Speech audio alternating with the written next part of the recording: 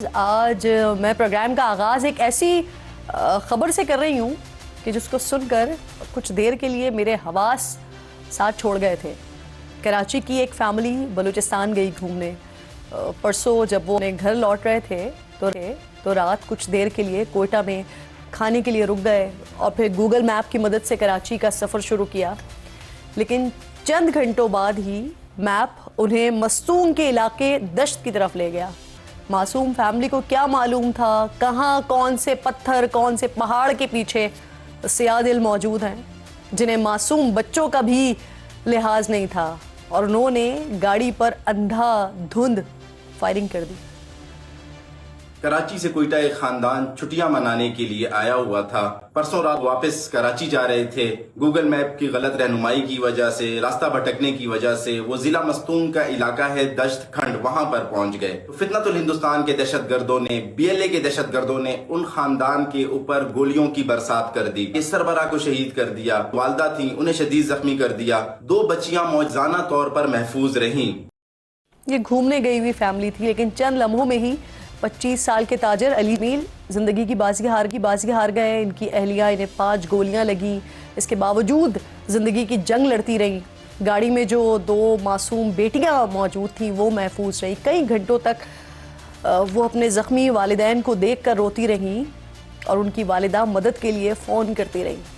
हम सिर्फ बात कर सकते हैं।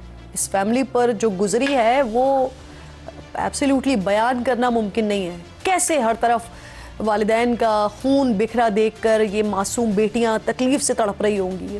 कैसे 5 गोलियां लगने के बाद भी जो वालिदा हैं वो अपने बच्चों के खातिर हिम्मत जमा करके मदद के लिए पुकार रही होंगी। इस खून के जिम्मेदार सिर्फ दहशतगर्द नहीं हैं, इनके सपोर्टर्स भी हैं। इन्हें सियासी और माली तौर पर मदद फराहम करने वाले भी हैं। कराची में नाजरीन अली जमील को सुपुर्द खाक कर दिया गया। उनकी अहलिया अब भी अस्पताल में ज़ेरे इलाज हैं। उनकी बच्चियां यकीनन सारी ज़िंदगी इस ट्रॉमा से कभी भी नहीं निकल सकेंगी जो उनके साथ हुआ है। हुकूमत बलूचिस्तान भी जवाबदेह है। वक्त के हुक्मरान सुने कि अली जमील के वालिद इस वक्त किस कर्ब से गुजर रहे हैं, कितनी तकलीफ में है और क्या कह रहे हैं, सुनिए।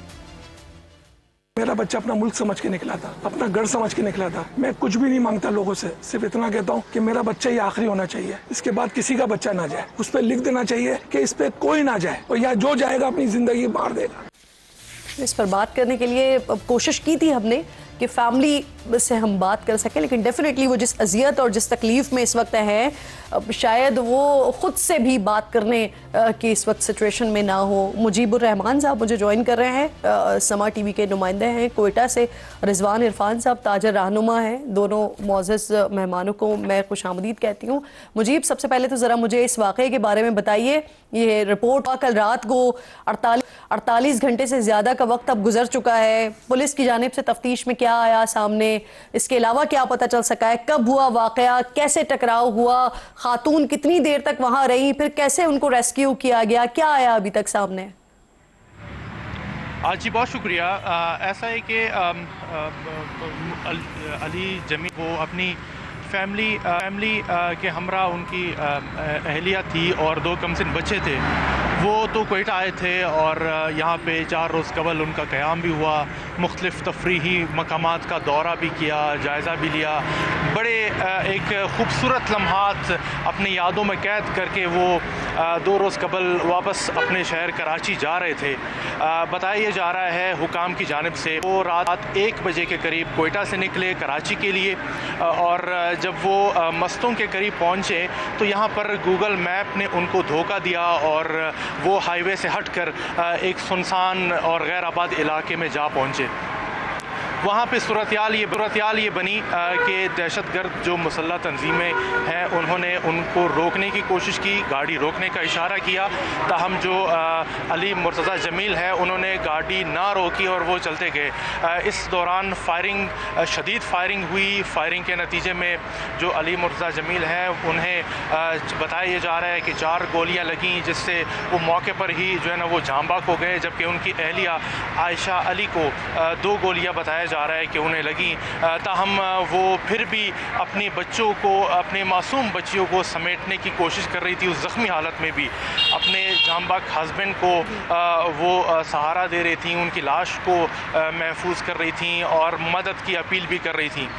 पुलिस का ये कहना है कि वाक़े की इत्ला मिली, तकरीबन ये वाक़या 3 बजे के करीब पेश आया और बताया जा रहा है कि कुछ देर बाद जो है ना वो पुलिस ने मौके पर पहुंचकर जो मुतासरा फैमिली है उन्हें रेस्क्यू इत्तलात किया। हमें मिली है तकरीबन 3 साढ़े 3 बजे के करीब रात को ये वाक़या पेश आया और खातून को, उनकी बेटियों को सुबह तकरीबन 10-11 बजे रेस्क्यू किया गया। तो कई घंटे उन्होंने वहां पर गुजारे। अब मेरा सवाल आपसे ये कि ये जो एरिया है स्पेसिफिकली, ये तो यहाँ पर पुलिस कैसे पहुंची? क्योंकि ये भी पता चला हमें कि खातून जो राब्ता करने की कोशिश कर रही थी या गूगल मैप की जो उनके पास लोकेशन मौजूद थी वो भी मुनक़ता हो गई थी। तो फिर राब्ता कैसे हुआ, कैसे पहुंची यहाँ पर पुलिस?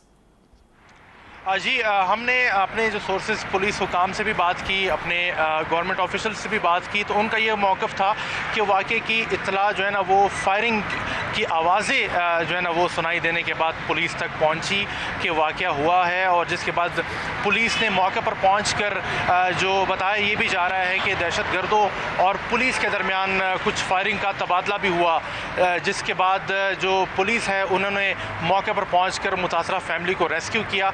रेस्क्यू करने के बाद उन्हें कोयटा मुंतकिल किया गया, जहाँ पर उन्हें जो ज़ख्मी खातून थी उन्हें तबी इमदाद दी गई, जिसके बाद उन्हें कराची मुंतकिल किया गया। जो मजमूई सूरत हाल आपने इलाके की बात की, तो ये पहाड़ी इलाका है। रिजवान साहब से भी मैं ज़रा बात कर लेती हूँ। बिल्कुल ठीक, बिल्कुल मेरे इल्म में है, आप दुरुस्त कह रहे हैं। रिजवान साहब मुझे ये फरमाइए, क्योंकि हम फैमिली से बात करना चाह रहे थे और आपको भी हम इस तरह से फैमिली कंसीडर करते हैं कि जो जमील है वो आपके साथ काम किया करते थे, अब आप जहां पर आपकी अपना सारा काम है वहां पर वो भी काम किया करते थे। उनकी फैमिली के साथ राब्ता हुआ आपका इस हवाले से? वो क्या कह रहे हैं?